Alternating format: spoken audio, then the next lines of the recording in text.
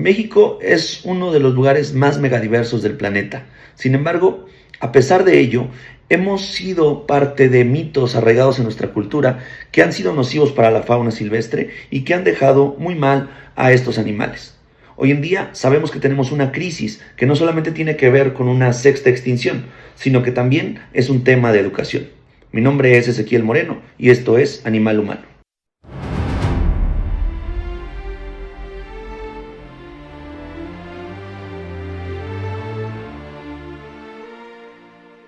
Y en este capítulo 1 quiero platicarte sobre todo mi historia. ¿Qué me trajo hasta acá y por qué quiero hablar sobre conservación? Quiero hablar sobre educación ambiental y por qué mi necesidad inmediata de poder contribuir al desarrollo sostenible a través de mi propia experiencia.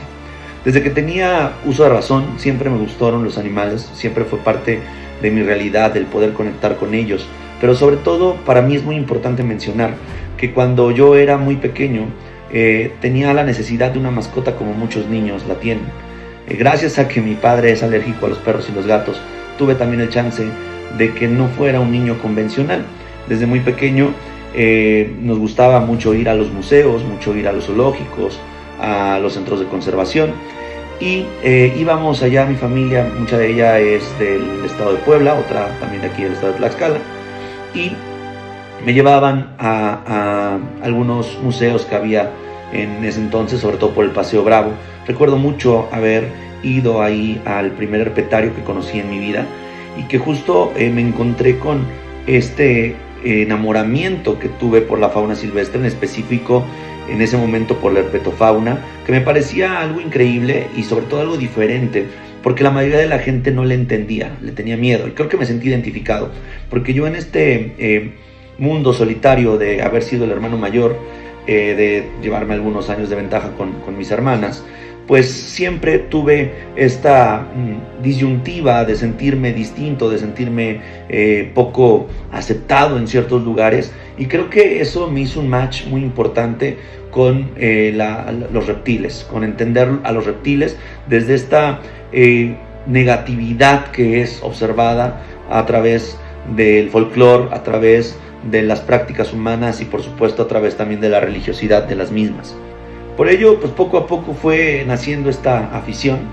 Un día, estando en una de estas ferias de Puebla donde pusieron un herpetario, me encontré ahí con una colección muy padre y con la primera experiencia de contacto con una serpiente, con un reptil, y que en ese momento significó completamente un cambio de vida, un cambio de estructura mental, en el sentido de entenderlos, de tocarlos, de saber por primera vez que todos los reptiles eran diferentes y que no todos eran venenosos como se nos había enseñado generación tras generación. Vengo de una familia dedicada a diversas cosas que vienen desde el sector privado y que pues por azares del destino se encaminaron también al área de la docencia, en el caso específico de mi padre y de mi madre, que es trabajadora social. Esto causó siempre un ímpetu distinto en mi hogar, ya que al no ser una familia de abolengo de maestros, éramos una familia que encontraba diversas formas para generar aprendizaje, pero que siempre en el camino mi padre intentaba ser diferente. En ello, pues una vez yendo a un lugar ahí a caminar con él, encontramos una persona que tenía una comercializadora de fauna silvestre, en específico de reptiles, y pues ahí vi a la primera serpiente que se convertiría en mi bastión de vida. Hoy sé que probablemente en ese momento no fue la decisión más correcta, pero pues yo tenía 10 años, pero en ese momento no teníamos expertise al respecto y mi primera serpiente fue un cincuate, que esto es un parteaguas porque ahí entendí todo el miedo que estaba relacionado con la fauna silvestre y cómo la gente la observaba de una forma negativa. El cincuate que nos llevamos, una serpiente del maíz, una Pituophis dipei, este ejemplar significó para mí cambiar todas mis rutinas diarias, mis libros, por la oportunidad de encaminarlo todo hacia la fauna silvestre y en específico de los reptiles. Mi día era hacer dibujos todo el tiempo, dibujar a mi serpiente en diferentes formas y obviamente observarla y saber que estaba frente a un animal bastante controversial, sobre todo en el estado en el que yo me encuentro, que es el estado de Tlaxcala. Y cuando esto empezó a surgir y se empezó a desarrollar con mayor pues dinamismo, pues empecé a tener más de estos animales. Durante mi trayectoria tuve iguanas, encontré el camino también con algunos otros reptiles que íbamos, en ese momento no sabíamos el término bichear, pero que íbamos encontrando, como los escorpiones, y que también en el camino, pues íbamos encontrando mitos, ¿no? Íbamos encontrando miedos arraigados en la cultura. La primera experiencia, pues justo fue con mi cincuate, donde al intentar llevarlo con muchísimos médicos veterinarios, ninguno podía darnos como a precisión en esa época de qué se trataba, sobre todo aquí en el estado, incluso algunos con pánico entero por incluso querer tocar al ejemplar o intentar tocar al ejemplar. Después de mucho encontramos un médico ahí de la UNAM que se encontraba ahí cerca de lo que es la garita actualmente aquí por la zona del centro de Tlaxcala,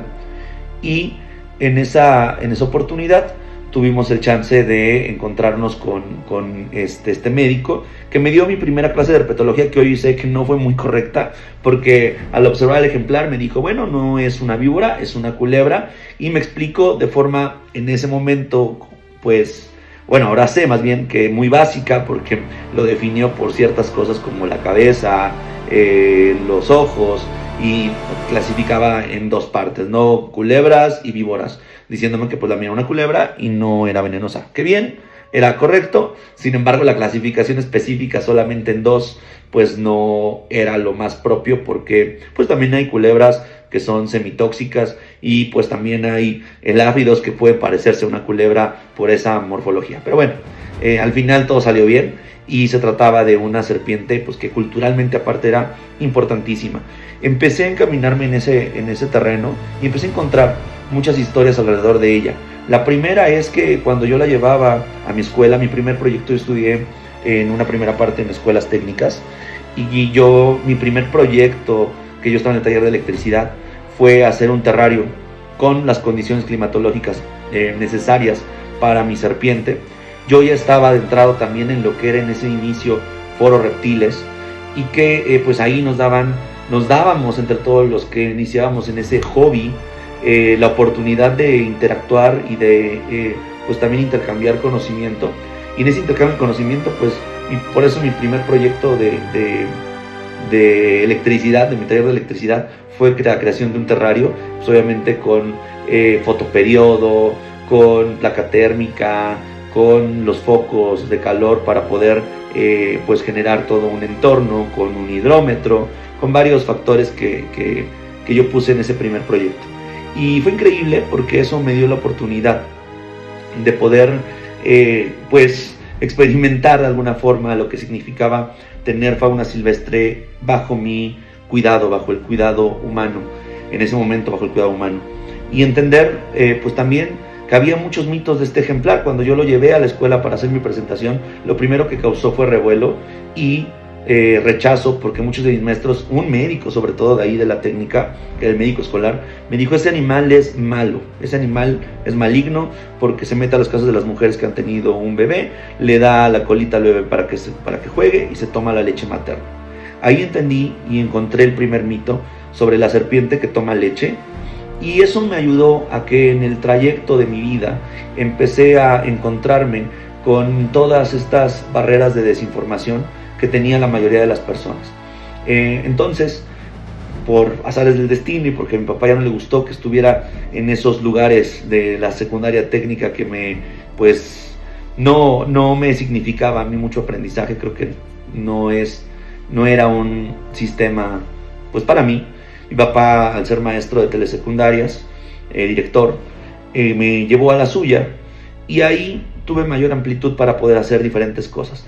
Y creé el primer ecoclub, creé Aramacao. Aramacao fue un ecoclub pensado justo porque mi papá me llevaba los fines de semana a la isla, allá antes de que existiera Angelópolis, allá por esa zona. Y donde está Gandhi, ahí había un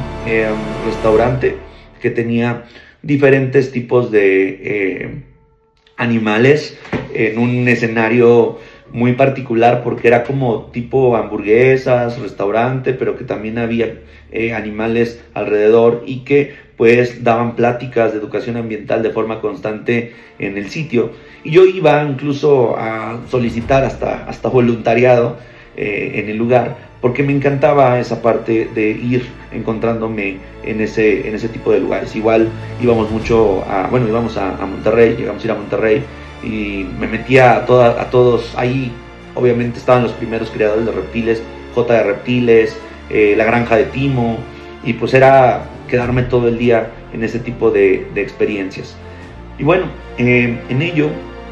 pues para mí el Ecoclub fue trascendental, porque al yo ser un niño que venía de cierta urbe, digo, Tlaxcala todos tenemos esta magia de ser un gran pueblo que está conectado todavía en sus costumbres, pero que en ese momento me dio la oportunidad también de poder interactuar con la fauna silvestre de una forma pues distinta, ¿no? Porque pude hacerlo a través de la comunidad, pude iniciar ahí ese trayecto con mis mismos compañeros, con los cuales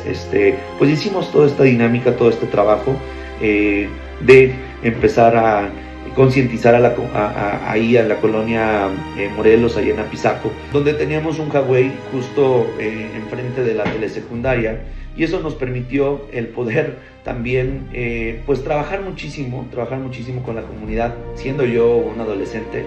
pero que tenía estos sesgos de liderazgo que me permitían el poder conectar con ellos, y obviamente también pues de alguna forma ese apoyo pues de la escuela, porque pues sí, mi papá era el director, obvias razones tenía todas las ventajas posibles, y tampoco hay que negar nuestro privilegio, y que es importante para poder también conectar. Y bueno, después de esto llegó la preparatoria, donde justo cuando yo iba a elegir la prepa, me enteré de que se iba a abrir el zoológico del Altiplano, y en ello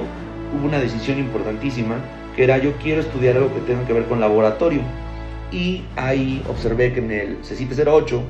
tenían laboratorio químico. Soy orgullosamente egresado de CECITES, y esta experiencia de la tecnología y de encontrarme maestros que también aparte eran ingenieros, que daban clases en el Poli, que daban clases en distintas universidades tecnológicas, pues daban como también ese matiz desde la preparatoria. Y a mí, en el único lugar que se me ocurrió hacer tanto mi servicio social como mis prácticas profesionales, aún con la necedad ahí justificando de mil formas, fue justo aquí en el zoológico del Altiplano, donde ahora tengo la oportunidad de colaborar.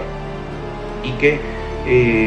pues en ese momento inicié con estas prácticas ahí en la época de Aldo, de Patricia Vilchis, de pues todas estas personas que estuvieron en un principio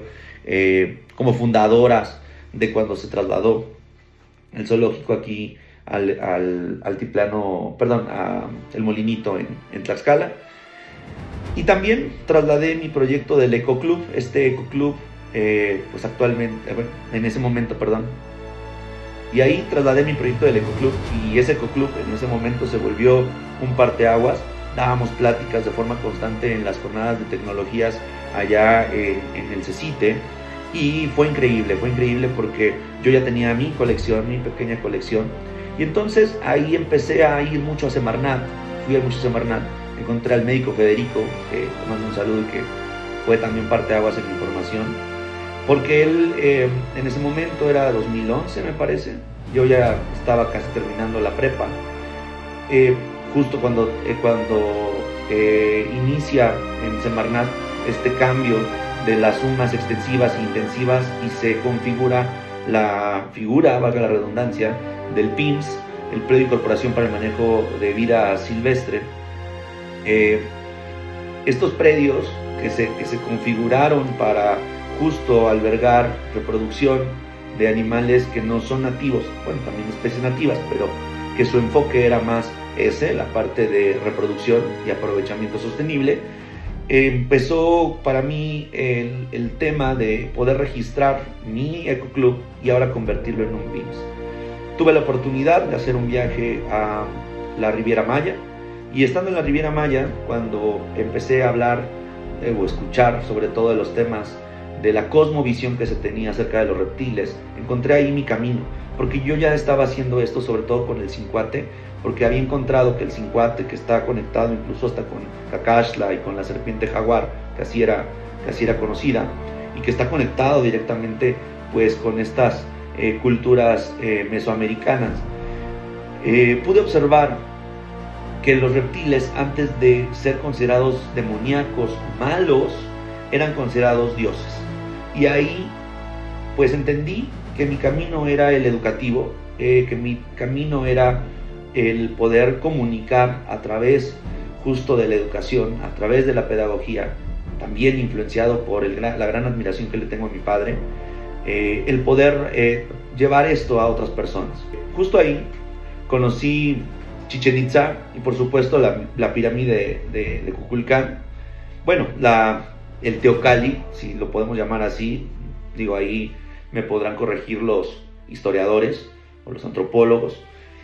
Y creo que es muy importante este momento para mí, porque cuando aplaudí luego la parte del cascabel y todo este efecto matemático tan preciso que tenían los mayas, y esta apreciación y esta cosmovisión, que tenían acerca de la naturaleza, de los astros y por supuesto de la fauna silvestre en relación con su cultura inmediata, me hizo también comprender por qué le teníamos tanto rencor, por qué había tanto miedo, por qué había tanta desinformación, y tenía que ver con todos estos factores, que muchas veces son determinantes para cómo piensa la gente dentro de las sociedades pues, humanas.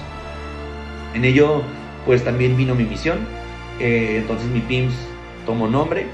y fundé Herpetario Kukulcán en ese momento como un PIMS. En ello hubo mucho trabajo, culminé obviamente esta etapa de la preparatoria y salí con una cédula profesional de laboratorista químico, lo cual me permitió también registrarme ante la federación con todos estos años de bagaje que ya teníamos, con toda esta experiencia, con incluso ser yo puedo decir con mucho orgullo que soy de los, si no bien fundadores, porque yo no creé el concepto, pero sí de los participantes iniciales de todo lo que fueron los foros reptiles y que se convirtió en Reptilia, Animalia, y todo lo que es hoy la convención más grande de Latinoamérica de fauna silvestre, en específico de reptiles, ¿no? En ese momento.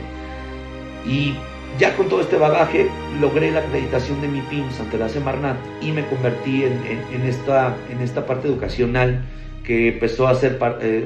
fuente de mi formación. Cuando llegó el momento de elegir la carrera, tenía dos opciones, obviamente por todo este espíritu docente que nace de la admiración a mi padre, solo de ahí, porque no tengo otro referente docente como tal, para una cuestión de toma de decisiones, y se me ocurre la grandiosa idea de estudiar la licenciatura en educación secundaria. Es un aspecto aquí en esta zona, es una formulación básicamente en pedagogía con ciertas puntualidades y especializaciones en adolescentes y también en el subsistema de telesecundarias con esa especialidad. Y en la tarde estudiaba Derecho, justo porque mi idea era dedicarme en el futuro a la educación ambiental, a la pedagogía de la conservación, que yo empecé a estudiar desde muy joven y que empecé a ver que en zoológicos como Inglaterra, como zoológicos como el San Diego Zoo, como el Animal Kingdom, ya era una parte esencial, y que justo en esta reconfiguración de la Ley General de Vida Silvestre, pues mencionaba en la ley como parte fundamental el sentido pedagógico para poder darle realidad hacia la educación dentro de las colecciones zoológicas y poder obviamente transmitir el mensaje conservacionista. Luego entonces, pues así estuve algunos semestres. Después opté por el trabajo que empecé a tener dentro del PIMS. Opté por solamente quedarme con la carrera en docencia, en pedagogía, y en ello inicié mi proyecto de tesis, que justo tuvo que ver con el desarrollo sostenible en las comunidades rurales, y que pues en ese momento me empezó a encantar la interacción que tenía con el medio ambiente, el micelio, y estuvo enfocada mi primer tesis. Curiosamente no lo hice en educación ambiental y en reptiles, sino que lo hice en el cultivo del hongo champiñón, para el desarrollo sostenible de las comunidades y cómo se relacionan también obviamente con esta participación en los ecosistemas. A la par de lo que yo estaba haciendo ya, especializándome cada vez más en el manejo de reptiles, seguíamos trabajando y colaborando con diferentes organizaciones. En ese momento empezamos a trabajar con la UAP, muchísimo con la Facultad de Medicina, con el tema de envenenamientos y de falsos envenenamientos, porque había mucha gente que iba y acudía a estos lugares porque era mordido por la varice imbricata y que generaba toda la sintomatología de un envenenamiento, pero que pues la varice imbricata, al hacer educación ambiental les explicábamos que no poseía veneno, pero que la gente en una cuestión sociocultural le llamaba, que después ya abordaremos en la dinámica del podcast, la gente le tenía pánico porque la llamaba el escorpión, el muy famoso escorpión en la región, que la gente asesina, que la gente mata por los mitos arraigados en la cultura. Entonces empecé a trabajar con toda esta parte. Afortunadamente ganamos un concurso ahí con la red de EduSat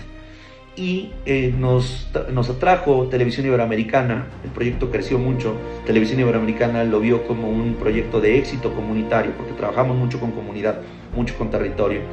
y en esa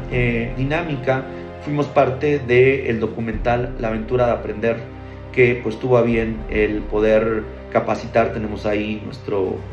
en ese momento era mucho más, no existía YouTube, TikTok y esas cosas, sino que en ese momento era nuestro mayor auge porque eran los medios tradicionales, y tuvimos un impacto de 1.900.000 alumnos capacitados y más de 200.000 docentes. Entonces esto fue para nosotros increíble,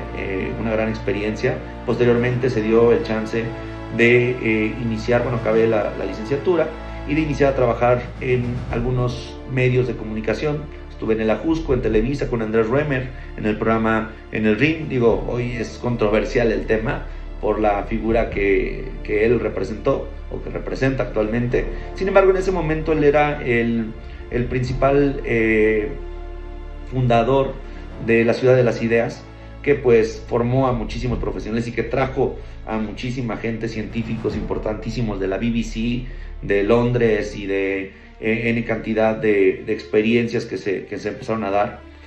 Y posteriormente pues continué esta parte. Hice un máster en gestión de la fauna silvestre, un máster internacional en gestión de la fauna silvestre, y posteriormente culminé una maestría en pedagogía con terminal en inclusión, y lo enfoqué en mi proyecto Zoológicos sin Barreras desde una perspectiva inclusiva para la educación ambiental, que justo pretende activar toda la parte de las colecciones de zoológicos que se enfoquen en una educación para todos, que no sea una educación solamente limitante para ciertos sectores, sino que cualquier persona, sin importar su condición o su discapacidad, pueda disfrutar de la experiencia educacional que significan los zoológicos. Y bueno, por último, como tenía el máster en gestión, pero no lo tenía validado en México, pues decidí hacer la acreditación mexicana y lo pude acreditar por una universidad también que me dio el chance de revalidar estas materias, y que pues actualmente pues ya tengo también el registro y la maestría en gestión de la fauna silvestre, además de también tener el chance de ser responsable de técnico acreditado por la Semarnat. Todo esto ha significado en este trayecto de mi vida la oportunidad no solamente de mostrar pues el gran amor y lo que quiero hacer a favor de la naturaleza, sino también la posibilidad de hacerlo desde una experiencia educada, desde una experiencia de constante formación, y que actualmente pues justo soy doctorante en educación ambiental, y que me permite el poder seguir preparándome como un acto de rebeldía, porque para mí una consigna trascendental que me inculcaron en casa es que el mayor acto de rebeldía es justo la información, el educarnos ante el embate de la desinformación, y sobre todo en una generación donde en 5 años, a través justo de las IAs, que son grandes herramientas pero también pueden ser grandes detractores, vamos a tener la imposibilidad de poder detectar la verdad de lo falso. Es cada vez la brecha más corta, y que solamente a través de generar comunidades educativas, de generar comunidades hacia el pensamiento crítico, vamos a poder cambiar esta realidad y poder hacer de el paso humano una estructura un poquito más inteligente, y que si lo hacemos bien entenderemos que en el futuro lo que hagamos como efectos conservacionistas, como efectos educacionales enfocados al respeto de la misma, va a tener impacto directamente en nuestra permanencia en la Tierra. Te agradezco mucho el haber estado en este primer episodio y nos vemos la próxima.